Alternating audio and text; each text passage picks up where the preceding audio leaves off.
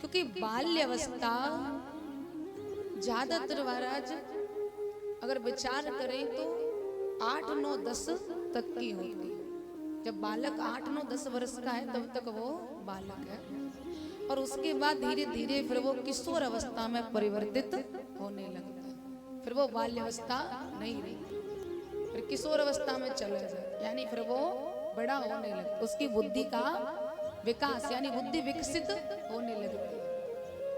परिवर्तन हर एक उसके शरीर में, मन में, चित्त में, बुद्धि में परिवर्तन होने लगता है जब किशोर अवस्था प्रारंभ होती है। तो फिर उसको बाल्यावस्था नहीं कह सकते। और ठाकुर जी ने जितनी भी कल लीलाएं की, वो ठाकुर जी की लीलाएं बाल शिशु अवस्था से लेकर, जन्म से लेकर के 8 वर्ष तक की, 7 वर्ष तक की लीला थी। जब गिरिराज पूजन करवाया उस समय कृष्ण बिल्कुल 7 वर्ष के थे। ठीक सुखदेव जी महाराज ने श्लोक सहित बोला है, ये कोई कहने सुनने वाली बात नहीं। ठीक 7 वर्ष के।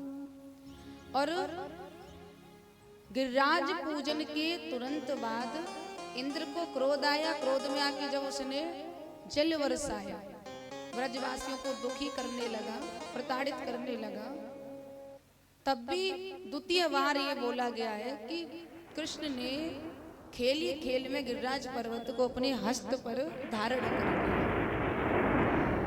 और उस समय कृष्ण की अवस्था ऐन 7 वर्ष की है।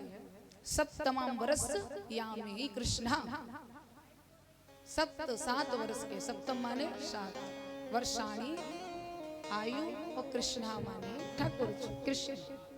स्पष्ट इससे पता चलता जब गिरिराज को हस्त पर धारण किया तब वो 7 वर्ष के हैं, तो पूजन तो पहले कराया था।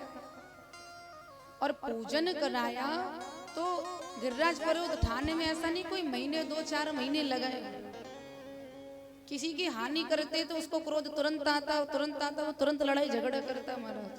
5 चला जाता, जो भी होता है बाद की बात है।